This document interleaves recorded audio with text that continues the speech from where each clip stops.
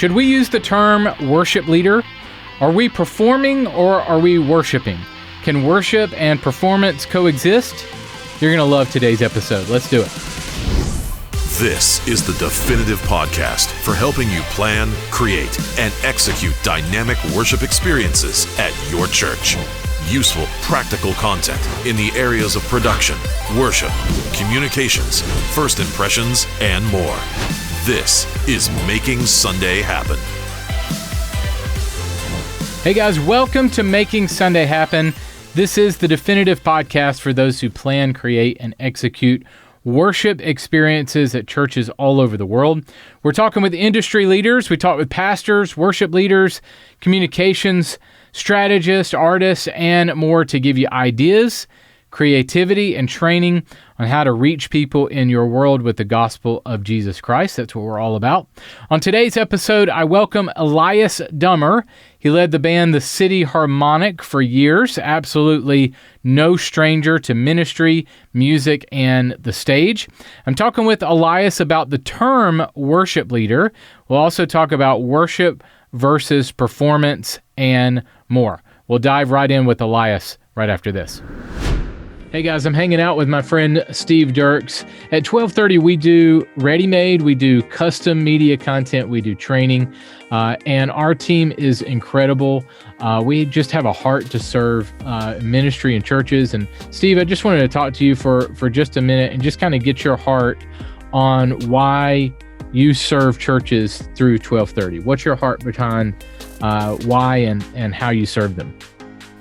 Yeah, so my heart for serving at 12:30 is I was on a church staff for many years and had a never-ending list of stuff to always complete. And what always took a backside was caring for my team and doing the stuff that would potentially cause the most fruit within my church sphere. And so for me, I have a heart of really coming alongside churches and helping you guys do worship well, but not having to give up doing something that maybe is more practical for you to be doing on the ground at your church. And so one thing that was, hugely beneficial and that has been beneficial for a lot of churches is outsourcing lyric videos, outsourcing bumper videos, content like that takes a lot of time just sitting at a computer doing that you maybe don't need to be doing, where you could work with someone like me and our team. And so I love coming alongside guys like you at your church, figuring out what do you want to create? How do you want to create it? You get to lay out exactly what the parameters are, what's the ball that we're going to play in, so to speak. You can lay out the football field, and then I get to take that to our team and have us create something that matches what you are looking for, exactly what you need, and hopefully save you time and stress at the same time. So that's what I love doing. That's what I love that I get to do here at 12:30. And if we can ever do that, reach out to us, and I will look forward to meeting you in your church. Yeah, guys, and I want you to see that. I want you to see that we're not some big company that's way off, somewhere. We're real people. We're real ministry folks that most of us, all of us came from church world, ministry world. We have a huge heart, like Steve was saying, to serve you and serve churches. And if we can do that, if we can help you with custom especially, which Steve is the man that really connects you with our team in getting your custom projects in the works and done, feel free to reach out to us, 1230.media/quote. 1230.media/quote will get you started. Hey guys, today I welcome Elias Dummer. Elias was the front man for the award-winning band, the City Harmonic. He has traveled the world leading songs of worship in churches and with Christians of almost every tradition. He's been a writer for the Huffington Post, Worship Leader Magazine, churchleaders.com, and more. His new album, The Work Volume 2, is available now. Elias, welcome, man. Thanks for hanging out. Hey, thanks for having me, Carl. All the way from Canada, eh? It's true, yeah. Newly returned, I guess. The prodigal son or something. Nice, man. So you were saying that you moved 3 or 4 weeks ago. Man, I hate moving. It's the worst. Dude, and we got a fixer-upper too, so I don't know if you can tell, but this setting is not my... it's just an old room that I've stuffed all of my studio gear into, and while we build, it's been intense. Yeah. Well, thanks for setting up a little space. Are you writing and recording at all yet? At the moment, no. just unpacking boxes. Yeah, pure drywall. Just trying to find the shampoo. That's all we're trying to do. Yeah, exactly. That's funny. Awesome. Well, man, give me a little bit of your journey. The last few years you were with City Harmonic, and now you've kind of moved into solo artist, right? Yeah. So City Harmonic's ending was a little unusual in that we ended very well and very amicably, and it was somewhat intentional.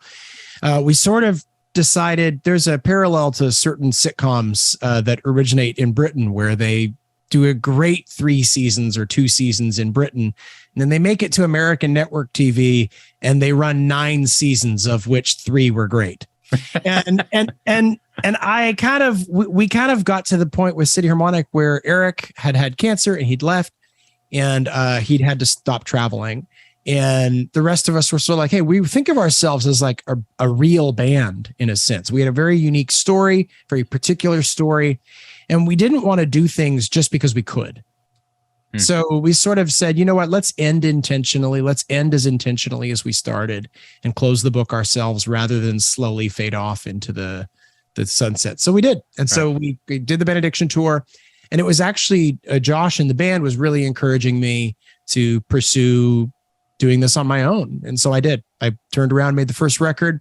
And then shortly after the first record, of course, it came out in late 2019. So we know what was just around the corner. And COVID happened, of course, and the idea of touring on the back of that first record evaporated overnight. Yeah. And I'd already started work on volume 2.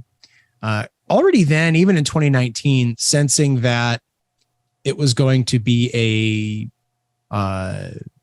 bittersweet album, that there was sort of this tension between hope and lament that I wanted to kind of characterize, and even confession that I wanted to characterize the whole thing. I had already, having been in the quote unquote industry a long time, having planted churches and been involved in churches, I'd already had all kinds of thoughts going on about, hey, how is what we're doing working against us rather than for us in some ways, and how can we do this better?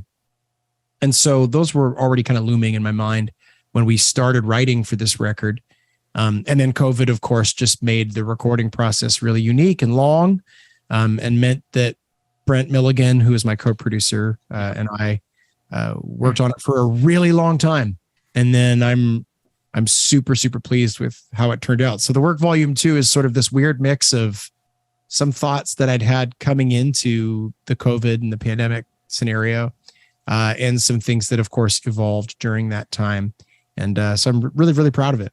So will you get to tour coming out of this, and you'll get to do songs from volume 1 and 2 that nobody's really heard, right? Yeah, that's right. Yeah, I barely played anything on volume 1, and I'm still, I wrote, most of the City Harmonic catalog was written at least predominantly by me, or at least, I was very, very, very involved in every song. So I've continued to play certain favorites of mine from City Harmonic as well. So yeah, all of the above. So tell me how some of the songs came about. Tell me some of your favorites. Yeah. So Brent Milligan and I got to be friends through a Facebook group of all things. A Worship Leaders, I think it was Worship Leaders Plus or something. And we started chatting, and he wanted to have this writers retreat. And so a bunch of us got together at his place in Florida, and we just started writing. And a few of the songs on this record actually came from that retreat. Songs with Land of Color and Tim Timmons and Steve Fee. And I wrote a song that I did eventually with JJ Heller. And so there was just kind of a lot of that. But one of the songs which really strikes me as poignant and timely was one that I wrote with Zach Boland of Citizens. We'd got to be friends. By this time, I think the pandemic was well underway. And we had similar experiences with, let's just say, leadership personalities. And he, of course, having been at Mars Hill with Mark Driscoll. And, you're in a safe place, my brother. Yeah. And myself in a much smaller context where there's no podcast involved, there's no lights, there's no camera, but all of the same markers in terms of personality and borrowed authority and that sort of thing were present. And so we connected kind of about, wow, we really have a similar experience, even though all of the external things people point to were totally unalike. And so we wrote a song called Kyrie Eleison about that. I'd had the idea kicking around forever, but we really wrote the song as this confession of, a reminder, I guess, that the center of the Christian story and the center of the Christian mission or message is mercy for all of us. Now, is that complicated as people do bad things? Yes, it is. But nevertheless, I can't come to a question like this without realizing that if we hold people up on a pedestal, here we are on a podcast talking about this, of course, but if we hold people up on a pedestal, if we treat people as if they have all of the answers right and they have then they lose something of themselves and we lose something of their ability to be human in it. And so we kind of wrote this song, and it being COVID, threw it out to crowdsource across the internet and got this choir from across the world. And so it's a pretty neat song that, bizarrely enough, came out right on the heels of the Rise and Fall of Mars Hill podcast. Right. So it was just not intentional at all, but, providential, I suppose. So you're talking about putting people on a pedestal. I want to dive into some writing that you had a couple of years ago, and then we'll come back to the album. Yeah. But one blog post that you wrote about is don't call me a worship leader. I don't that term. And I think that I did a podcast with Grant Norsworthy, who was a Christian musician and artist, and we were talking about the same thing, that this idea of worship leader and almost a pedestal kind of thing, and that worship is like I'm leading you in worship when worship should really be your lifestyle. It's really the songs, So we were unpacking that. So unpack that a little bit for me from your perspective. Yeah, I'm actually probably playing with it from a different angle than, say, Norsworthy or Matt Redman or that sort of thing. Because the truth is, I'm more than comfortable using the word worship leader. It doesn't bother me at all. It's more the I do look at it holistically in one sense, that we have a tendency to assign spiritual significance to an activity without necessarily assuming that it's what we're doing. So in other words, like when we do, like I would have no problem with being called the band leader, the music leader, whatever. I do think that article was years ago now. So I do think now I'm looking at it, we do have a lot of people, a lot of church environments where the presentational aspects of music are happening, but it isn't necessarily being approached by the participants or the musicians involved as a practice of prayer. And I think that is a significant gap that we have to close. We have to say, hey, look, if we're going to do this group singing thing, and I've gotten pretty geeky in the science side of that. Right. If we're going to do this group singing thing, we need to approach it as a prayer practice. It is a meditative group practice, and music helps us do that holistically, heart, soul, mind, and strength, right? My concept of like what a worship leader is and is doing, I'm partly concerned about what I would call, actually similar to a lot of the stuff in the Mark Driscoll podcast. I'm kind of concerned about what you'd call borrowed authority, where some of what is happening in a worship leader is simply the execution of skill. Some of what is happening is discernment in a pastoral sense. And maybe that's the direction of the Holy Spirit at times. And other times it's noticing, which is in and of itself a skill.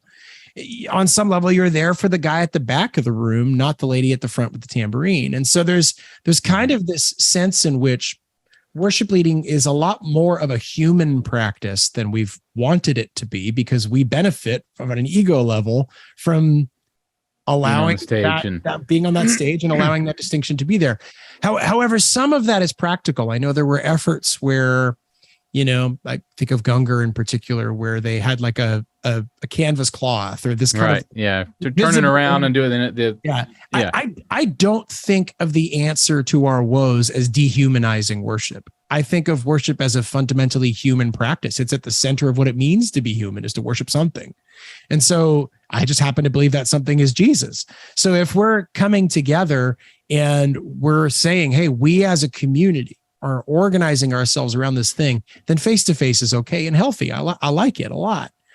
So there's kind of this, I feel like there's more of a tension in the way that the word is understood and used, but I'm okay with it as a title. I think I lost that hill many years ago, and I don't much care for it. So define the term for me. What is worship?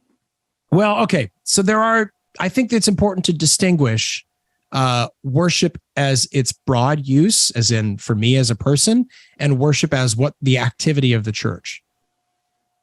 I think that's really fundamental. And that's where I would say if Grant were in the room, I'd push back on him in person too. Cause it's like, yes, of course, worship is a lifestyle, but Christianity does not exist in an individualistic vacuum.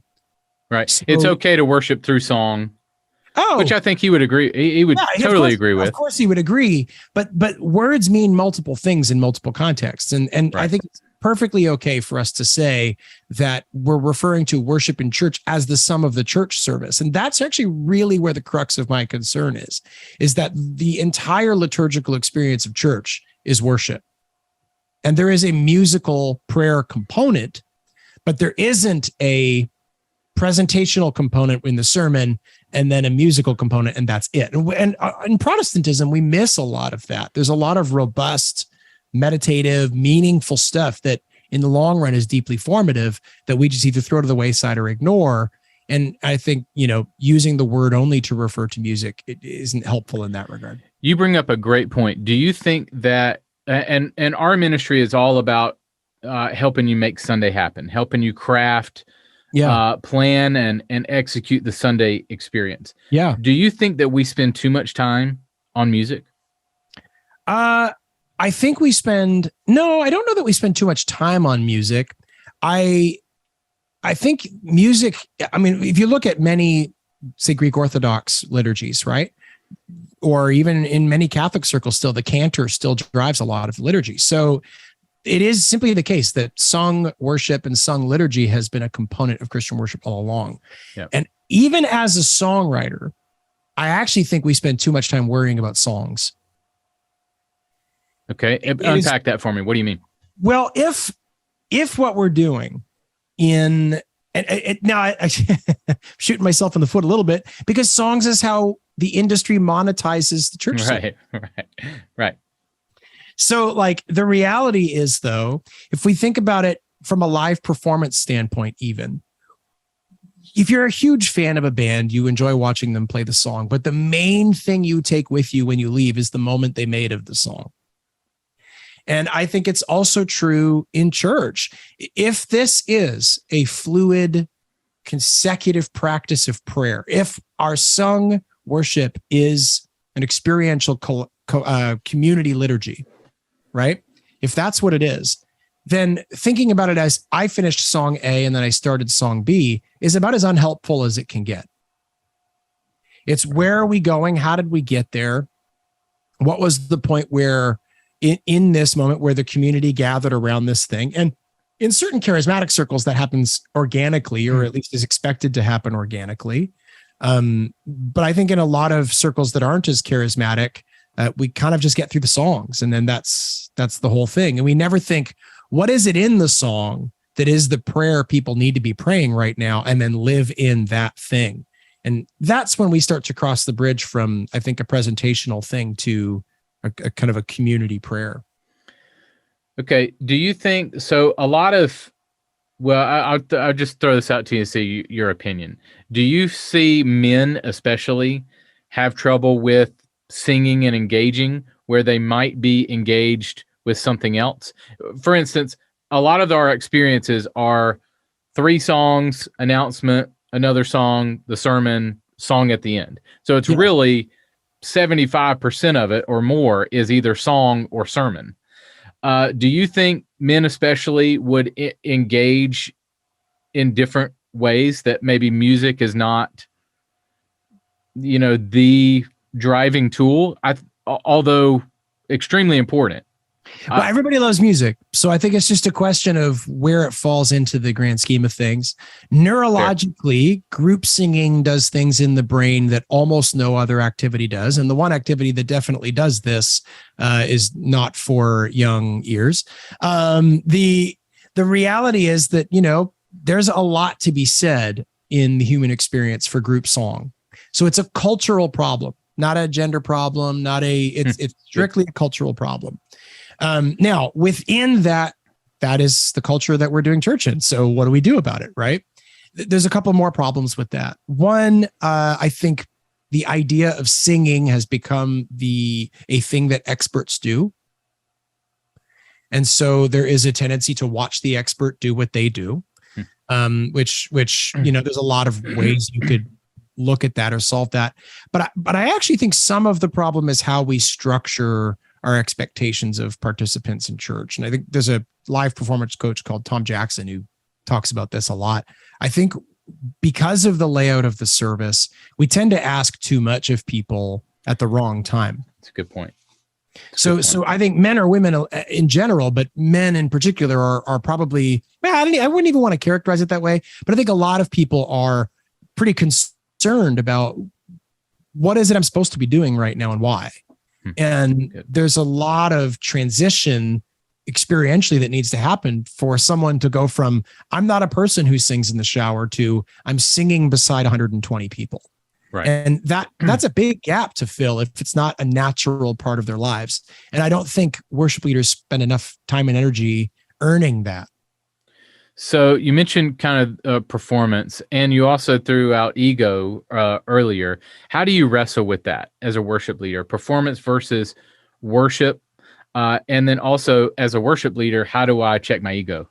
So when it comes to the relationship between performance and worship, it seems to me that we've long had this kind of tension, as if everything presentational is bad, and in order to be authentic, it has to not be presentational. Meanwhile, we've built all of these skill sets to present better all of the time. So there's obviously a catch-22 or a tension there.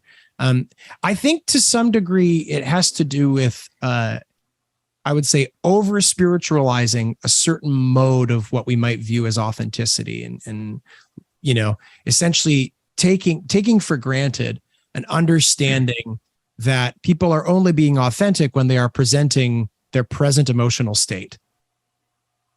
And in order to do that, it becomes performative, but almost we're tricking ourselves into an emotion. And so there's this sort of weird dynamic with all of that I kind of just want to take the gas out of the bag and say, hey, now, every human being has contextual versions of themselves, and that's normal. That's how humans socialize.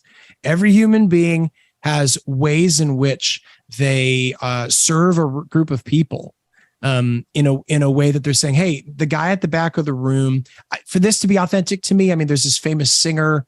If I'm coming up to a song and it's a song that is very emotive, let's say, I can either just play the song, or I can fake it, or I could say, what does it mean for me to become that thing in the moment? And what's really interesting is that is a performance skill, to say, hey, what moment in my life or my walk with God most resonates with the song we're about to sing, so that I might lean into that, and in leaning into that, be present and authentic to it. But the reality is that is a performance that's happening.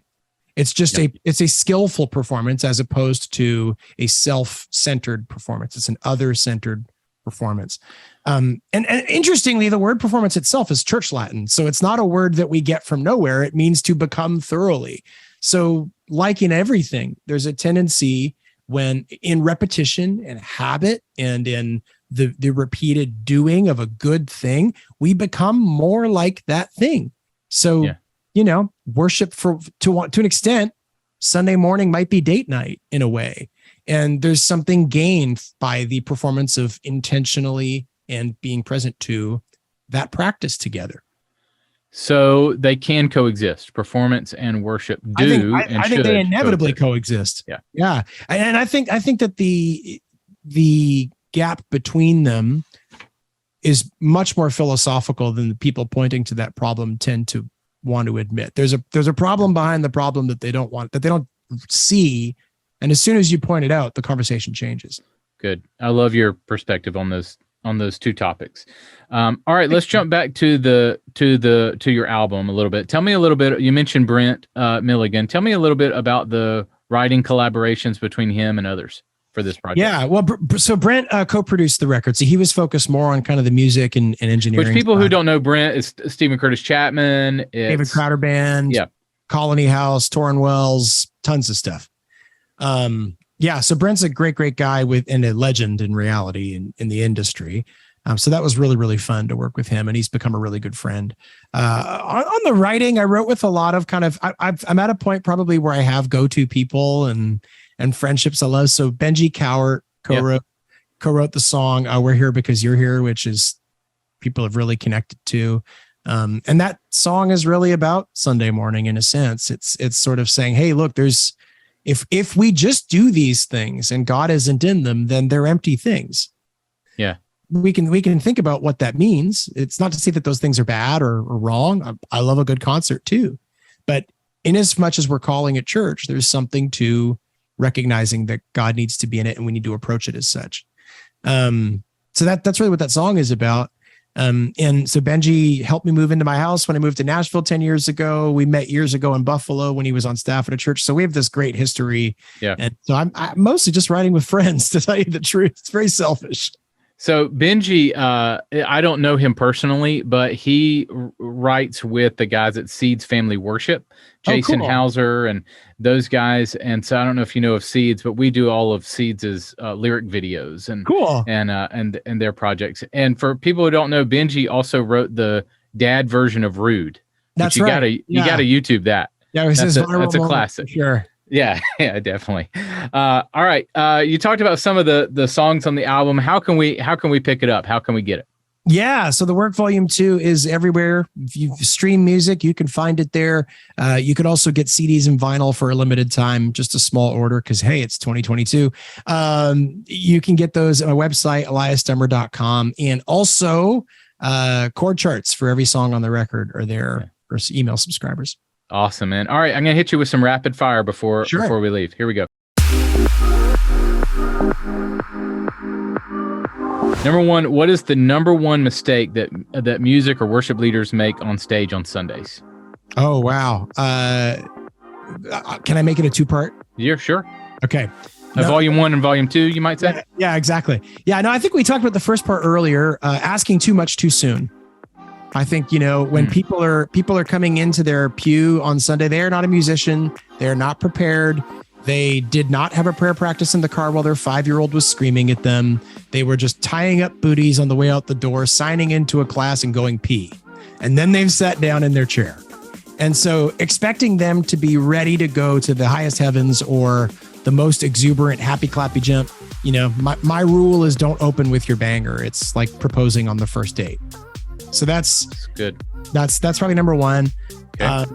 And number two is to operate as if what you're doing, even if it's prayerful, isn't a collaborative human experience. Look people in the eye, treat them like humans, be a human yourself on stage, and I think you'll find that people's trust for you and where you're trying to go together is greatly increased. Good. Number two, what is your favorite song to worship to right now? Oh man, right now I have a tendency to go old when I feel, disconnected or when I feel unanchored and after the big move. So I've honestly just been sitting in the Psalter and singing stuff from the Psalter lately. I really, really, really love, what's it called? Darn. I can't remember. It's just been a crazy season with the move and everything. So I'm kind of turning. You're in move brain right now. Yeah, I'm so sorry. No, you're fine. All right. What is something that you wish you were better at? Oh, everything. It's been important to me to continue to be understanding and empathetic and compassionate. But that's probably the area, even though I've been working on it for years and years and years, and it's probably the area that I most wish to continue growing in. All right, last one. What characteristic do you most admire in another musician or song leader? Oh man.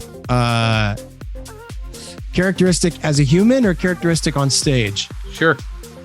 Either one. Those two things line up. I think for me, there's a lot of people who are really, really talented and skilled who seem to struggle to treat you like a person. And I aspire, when you're off stage, you mean? Off stage, whatever context, I aspire to look, if I'm going to be a Christian anything, I sure should hope that I treat people with respect and dignity, and that I'm curious and interested in people, even if I'm tired. And I think there's, I hope that that's true of me. I hope to continue to be curious. And I really respect that's whenever you meet in music land and you meet people who met another musician and they say that guy's the real deal. That's all they're ever talking about. That's all they're ever talking about. Yeah. Very good point. All right, guys, the new album, The Work Volume 2, is available now. Elias, man, thanks for the time. Thank you, sir. This is good fun. Hey guys, Grant here from the 1230 team. I want to let you know about our library of books on our website. We have a list of ebooks that will provide you and your team with information and tools to help make Sunday happen at your church. We have our best-selling production team handbook, resources on welcome scripts for online church, the church online guide, our production dictionary, and more. Check out our bookstore today at 1230.media/books. That's 1230.media/books. The show notes for this episode are available now at makingsundayhappen.com. Hey guys, thanks for joining us this week. Next week on the show, I welcome Adam Mutalsib. You're going to love this guy. He is a former Muslim.